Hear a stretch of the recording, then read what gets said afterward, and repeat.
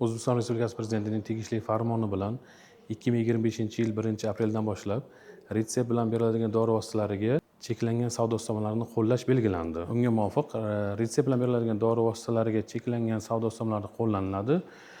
Retseptsiz beriladigan dori vositalariga cheklangan savdo ustamalari qo'llanilmasligi belgilandi. Oldingi tartib bilan dori vositalarining cheklangan narxlarini har 3 oyda o'zgartirish imkoniyati mavjud edi.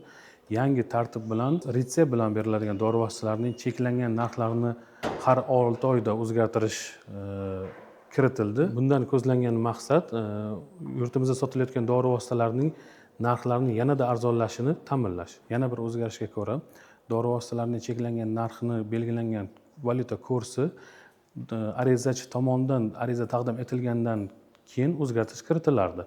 Yangi tartib bilan har 6 oyda avtomatik tarzda tizimni o'zi Markaziy bankda belgilangan kurs bilan o'zgartirish kiritadi. Shuningdek, yangi tartibga muvofiq referent mamlakatlar ro'yxatiga ham o'zgartirishlar kiritildi. Bunda Turkiya, Misr, Ruminiya davlatlari qo'shildi. Bundan ko'zlangan maqsad yurtimizda sotilayotgan dori vositalarining narxlarini yanada arzonlashini ta'minlash.